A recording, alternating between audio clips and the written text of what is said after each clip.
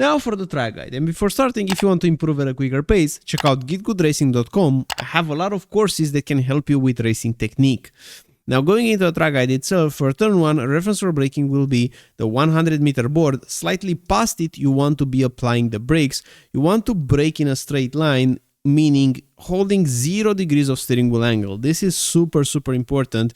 You can also use this red Marshall gate around here as a reference for braking, because we're braking quite at the red Marshall gate. So 0 degrees of steering wheel angle. Also use this white line. As you can notice from the previous laps, we're also using a bit the grass. You can find a little bit of margin where you're actually exploiting everything. Super important, because this leads to a big straight, and every small advantage will compound a lot. So in terms of our gears, we go to second gear. We want to turn quite late, so we start to turn when we almost don't see this wall on the right side. That's our turning point. We go to first gear before committing to the full corner, and then we will release the brakes more and more. What's super important is to reach 180 degrees of steering lock. Look what we're having here.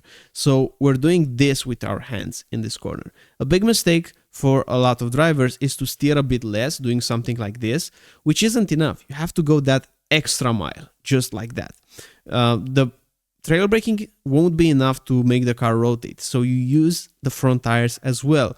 But the downside is that you have to be more careful with the throttle modulation on your way out. So you're going completely over the curb, very close to the white wall. And then when you're pushing the throttle, initially you're putting it aggressively because there's a big compression zone around the apex.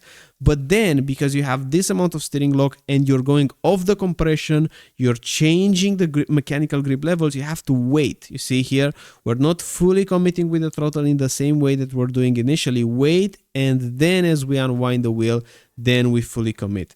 Super important to get the car all the way here on the left side, and also super important to straighten up the wheel quickly so that you don't get even more wheel spin, because you saw the blue LEDs flashing. If they flash too long, you'll get wheel spin and the rear tires will overheat, and we need the rear tires alive to push the car forward on the exit, because you see this is just flat out, just like that. Make sure you're taking a late apex when you're going uphill so that you're not using too much the steering wheel angle, because if you're taking flat out but you use too much steering wheel angle, it's not ideal. You will lose half a tenth.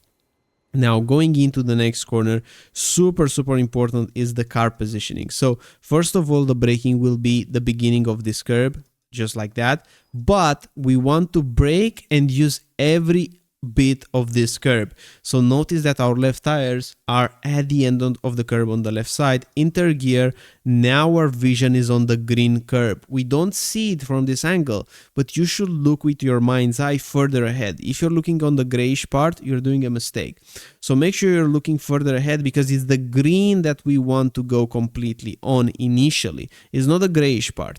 So go completely on the green in second gear. Make sure you're pushing the throttle when you're reaching the curb, and make sure you're going very close to gravel with your right tires. Now, in terms of the throttle input, you should be expecting to reach 60, 70, 80% throttle before dropping it. If you're not able to do that, it means that your line was a little bit, it wasn't optimal. You took a little bit of an early apex.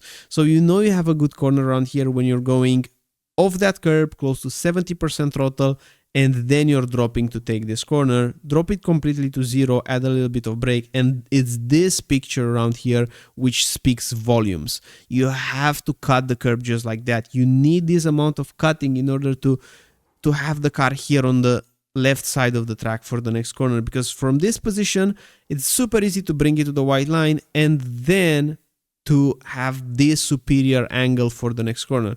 If you have the car more towards the center of the track, you will lose a lot of lap time, because you will have to do even a bigger lift than this for the corner. So make sure prioritizing the previous corner, because it's super important. Now for this one, reference for braking is the beginning of the curb. You're going to be braking and turning more or less at the same time into this one. This is a double apex approach. We take the first apex after that green part of the curb. We let the car track out a tiny bit wider, and then we're pushing the throttle once again.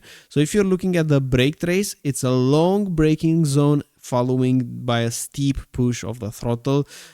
Ideally, you don't want to hit this curb, so this was a little bit of a mistake. You want to just hit the white line because this corner will be quite uncomfortable. You're going to be braking while you're still turning, so you don't have enough time to have the balance of the car settled. So make sure you're cutting a bit less here on the exit, and now braking and turning in third gear, cutting this curb all the way to the red sausage curb. Go very aggressive with the throttle, 0-100, super quick, because there's a bit of a compression at that curb, you have more grip. And now for this one, make sure you're mounting this curb. Reference for braking here, it's the middle of the curb, so it's a bit harder to find it perfectly, but generally the middle of the curb is going to be a good reference. And in fourth gear, you get very close. You will touch the curb, but don't go all the way to the grass, because then the car will jump forward, and when it lands, you just lose a bit of momentum and grip, and push the throttle 0-100 quite quickly. You can even touch the orange and red curb. It's still gonna be fine. And now heading towards the next corner. Reference for braking here will be once again the beginning of the curb, slightly before it, so you can also use the 50 around here. Once again, use this curb a little on entry. In third gear, make sure you're trailing longer in this corner, so you're still on the brakes, still on the brakes, still on the brakes, still on the brakes, mounting a bit the curb, still on the brakes, and now pushing the throttle. So you see, if you're looking at the overlay, we're holding the brakes quite longer compared to other corners. That's because this is a long corner. If you're pushing the throttle too early, you will just bounce into the left side of the track, and then you will lose all that time and more in the next corner. So instead, you should be more on the right side, in the center right, close to the white line on the right side, and you do this by staying longer on the brakes and later on the throttle. Super important to do this because we're prioritizing this corner. You reach 100% throttle. The moment that you reach 100% throttle, that's basically your braking reference. You're gonna drop it quite quickly, and then you're gonna be applying the throttle once again completely over the curb, just like that. You won't be able to fully commit on the gas, but that's fine. You can play a bit with modulation here, but super important to mount those curbs as it shortens the distance in the corner. And now we're heading towards a corner that leads to a big straight, and we're gonna brake before the curb. You're gonna be braking and mounting the curb. Super important to be mounting this curb because as turn 1, every small advantage that you're gaining in terms of track usage will be amplified 10 times by the big straight. So in third gear, getting very close to the curb, but don't cut it here. Don't cut it because this will put and jump the car forward, and you will run out of track, or you will have to drop the throttle. So we're going a little bit slower. We're not maximizing everything on entry so that we have a good exit. It's more important to have the car balanced and feel safe, feel like an easy corner, rather than push too much speed on entry or have a moment of oversteer or understeer, which will 100% make you drop the throttle and not hold it to that 100% value that we need to have. This one right here, just flat out, make sure not using too much steering wheel angle. And now we're braking diagonally in this corner, so you notice that we're coming from the right to the left side. We're braking very close to the 100. I mean, it's 150 probably.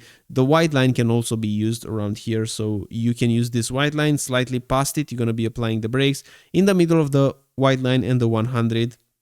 And then you're going to be braking diagonally mid this curb in second gear. Make sure that you're taking a late apex here while you're mounting it, and don't push the throttle when you're not still going upward with your front tire. So don't push the throttle when you're still turning. Push it when it feels like you're almost there. Like push the throttle very close to 100%. Reference for braking will be when you get close to 100% once again with the throttle, because these back and forth movements from the throttle will shift the balance back and forth in the car, and you're getting grip on the front end. It's exactly what you need. Pushing the throttle, getting completely over the curb without touching the red sausage, the big one, so completely over the lower end part. Now going progressively on the throttle, because you will have wheel spin, and you don't want that because you will overheat the rear tires, and because turn 1 is quite close. So we're thinking ahead, we're thinking to the next corner that leads to a big straight, which is turn 1. So we need the rear tires in a good operating window. But in short, that's the lap. Hope you like it, hope you enjoy it. And if you want to improve at a quicker pace, GITGUDRacing.com, go setups, and I'm looking forward to see you in the next one. Bye bye.